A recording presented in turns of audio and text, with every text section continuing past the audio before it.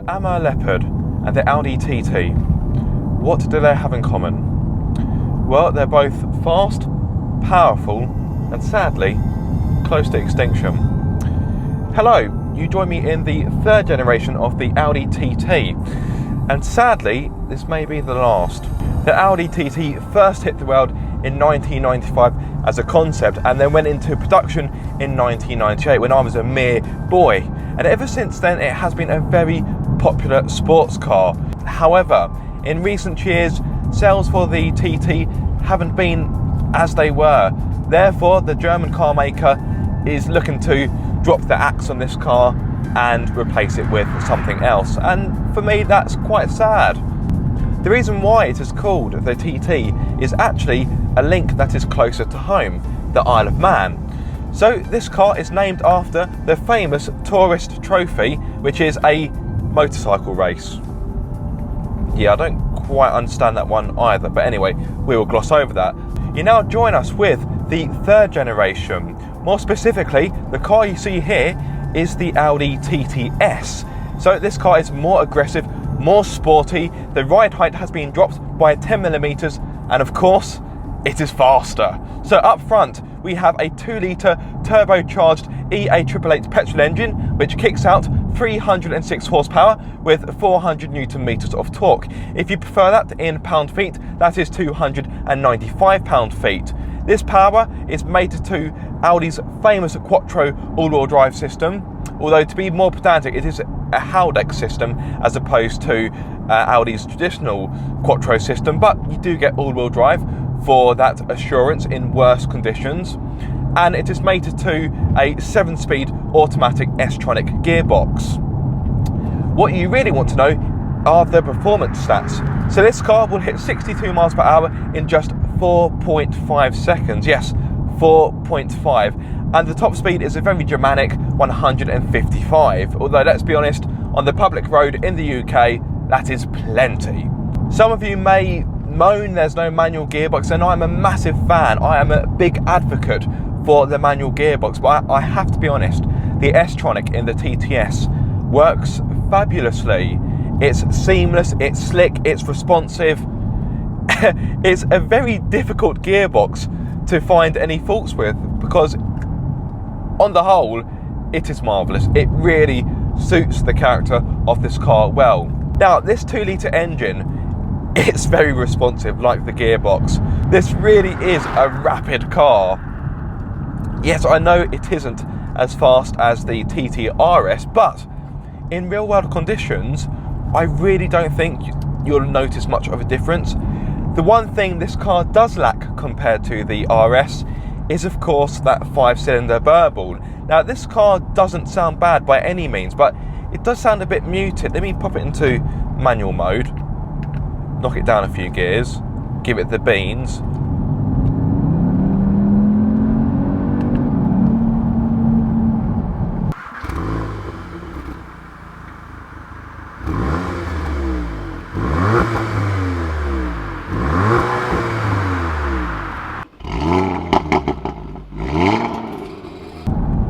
It doesn't sound bad, but at the same time, there isn't much in the way of fireworks. You want a kind of crescendo as you get towards the red line, but it never really happens. Now let's demonstrate just how quick this engine is. I'm doing 18 miles per hour now, national speed limit, go.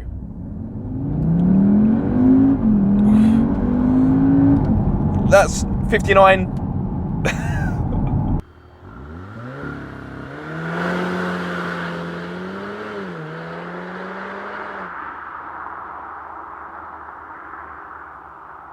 So, I think it's about time we hit some corners. Now, as you would expect, the grip is simply fantastic. I think if you're looking for a sports car you can use all year round, then hello, you need to look at this car, because the grip is phenomenal. The body roll is virtually non-existent. It corners really flat. However, I wouldn't say it's quite as nimble through the corners as, let's say, a Porsche Cayman.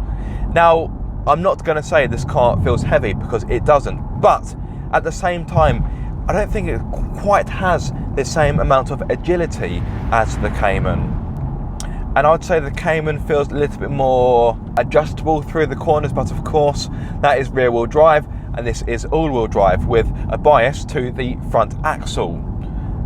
Now, our fast Audis have been criticised for having understeer.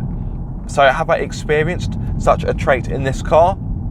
I haven't, but I really think you would need to push this car hard in order to get any real understeer out of it. And I think really you'd need to push it harder than you can, you know, safely do on the public road.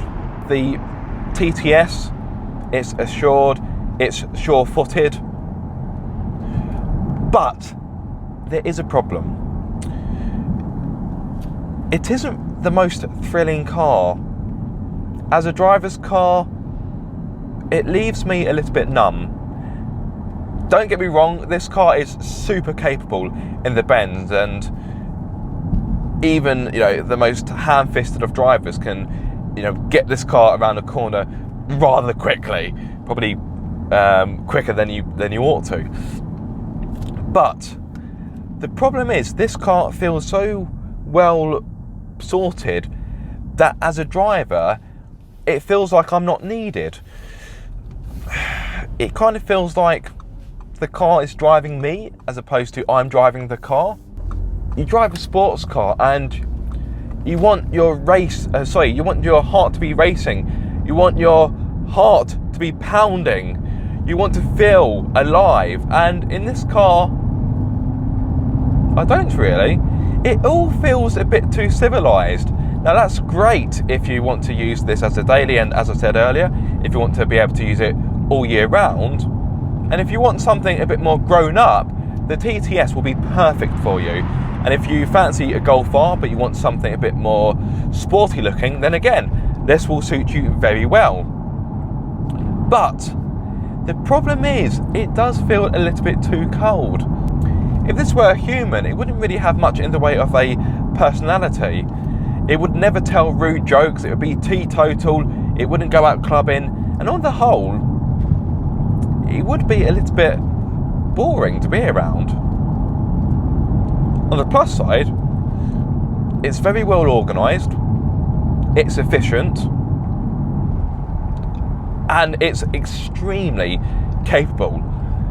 But as a device for really stirring up your soul and really making you feel something, really trying to tap into that caveman sense of aliveness, it doesn't quite do it.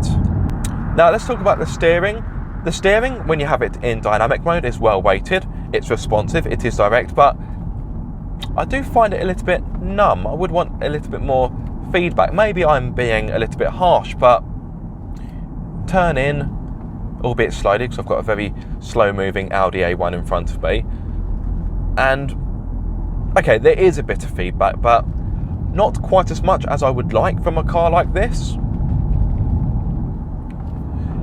But that's not to say I don't know what the front wheels are doing, because I do. I just would want a bit more communication between car and driver. And again, I do feel there is a lack of connection. So once again, it is time for Ask Aaron, the segment in which you guys get to ask me questions about whichever car I'm testing. Believe it or not, I only received 2 questions for the TTS, so this should be quite quick. The first question, I don't even need notes for this, I can remember them. So how usable is the boot and the rear seats? Considering this is a sports car, the boot is actually pretty agreeable.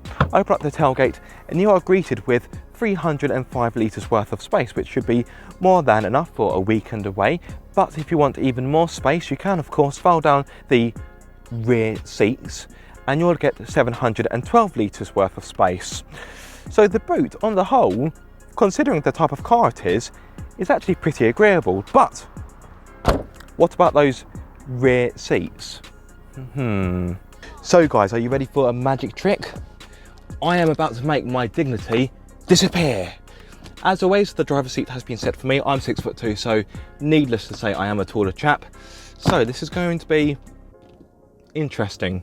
Right, I think head first is the way to go.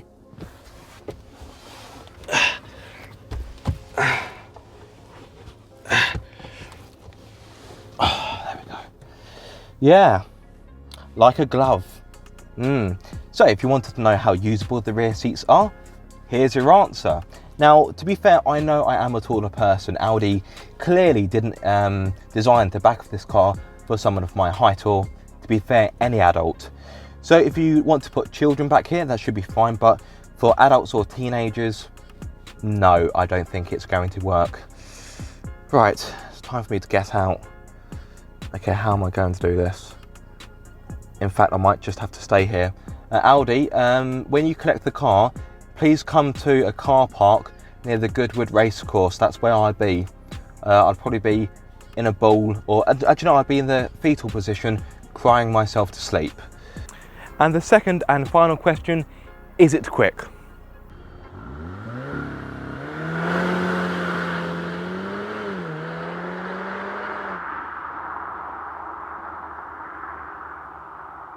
Well, what do you think? Safe to say that Audi TTS packs quite a punch, but what kind of damage will it do to your wallet? The starting price is £45,910 and you don't get that much as standard. However, you do get 19-inch alloys, Audi magnetic ride, Audi active lane assist, LED headlights, LED rear lights, TTS styling, super sport seats finished in Napa leather, heated front seats, dual zone climate control, Audi virtual cockpit, Bluetooth, DAB radio and navigation. The car you see here though has been peppered with a few options, meaning it costs £53,245.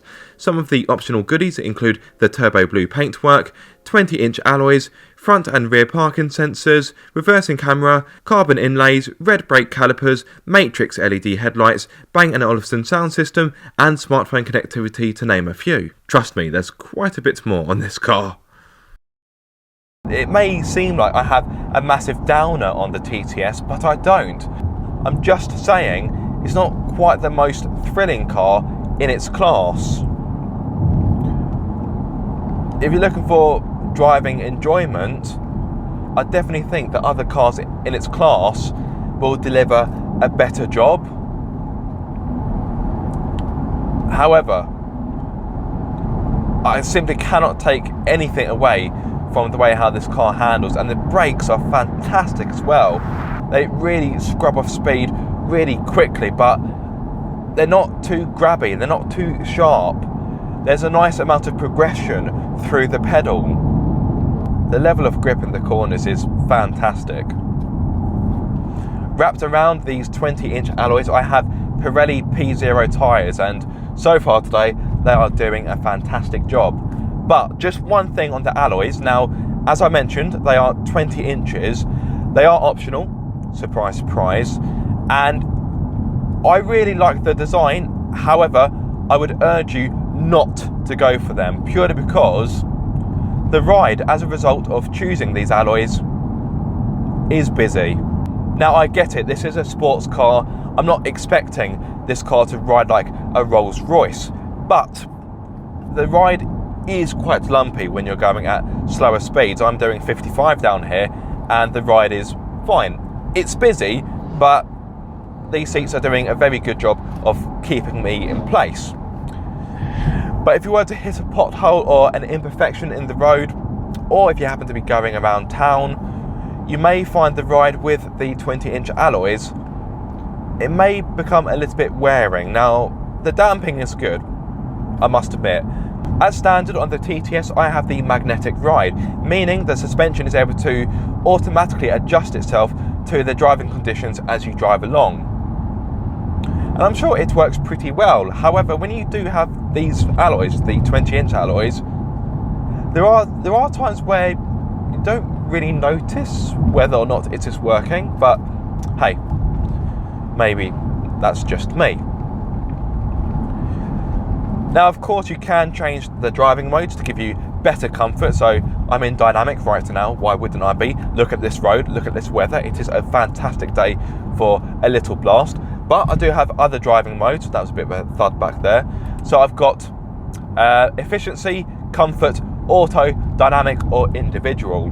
Normally I do actually have it in individual. I have pretty much everything dialed up to 11, apart from the ride. I have that set to comfort. But let's pop it into comfort. and as you would expect, the car becomes more docile. The ride is more supple, but it is still busy. So it doesn't feel quite as choppy as if I'm driving on a washboard or something. But it's still got an element of busyness to it. However, for a sports car, I think this is perfectly acceptable. So I'm going to stop whinging about the ride because, to be honest, on the whole, for a sports car, it isn't bad. It is a bit more lumpy than I would expect, and like I said, I would urge you not to go for the 20-inch alloys, but I still think this is a car that you could drive for a long distance without any real complaints. Let me shut up for a few moments so you can hear what the refinement is like inside. There is a fair amount of road noise coming in from the alloys and the tyres, but the wind noise is well controlled, and I feel quite cocooned in here. I do feel like I'm in my own little bubble. The TTS may not have the driving excitement that you may be looking for, but for a place in which to sit in as you drive along at a good amount of speed, I really don't think that TT can be beaten. The inside is finished marvellously. I really can't think of anything I don't like. Some of you may miss the fact that there is no touchscreen in the middle, but I actually like that decision because it means the inside has a cleaner look, it feels more driver focused, and it's not as if I've got less technology in here compared to, let's say, a Caterham. Oh god, that was good through there. Because of course, as standard, I get the simply wonderful Audi virtual cockpit, which is extremely pleasing to look at, and it works very well. I am a massive fan of the Audi virtual cockpit, I really am. When it comes to sports cars, fuel economy isn't really overly important, but in case you are interested, let me briefly touch upon it. So on a combined run, this car with these alloys is able to give you a combined figure of 34.9 mpg, which I think, considering, isn't too bad. In my experience, I've been getting high 20s, and that's on a good mix of roads and a good mix of driving styles as well. So not too bad, but obviously if you want something that's more frugal, you wouldn't be looking at this car anyway. In regard to emissions, this engine emits 161 grams per kilometre of CO2. So time to sum up the Audi TTS. Don't get me wrong, this is a fantastic car. It is efficient, capable, fast, refined, civilised, but it does just lack that real emotion that I'm sure many of you want from a sports car. So some of you may think that I have a bit of a downer on this car, but I don't. I like the Audi TT. I think it has deserved its iconic status in the motoring world, and I am genuinely sad about the news that it is to be no more. Now, it may come back at some point, but it's likely to be, there's been rumours about it being a 4-door, or it will have some kind of hybrid or electric system. So although the TT name may come back at some point, it won't be the TT that we have known and loved. And I do think that is a pity. On that rather sad note, it is time for me to end. Thank you so much for watching this video. I hope you have enjoyed it. If so, be sure to like, subscribe, and to ring my bell so you get notified every time I make a video. But until the next time, guys, be sure to keep up the car obsession.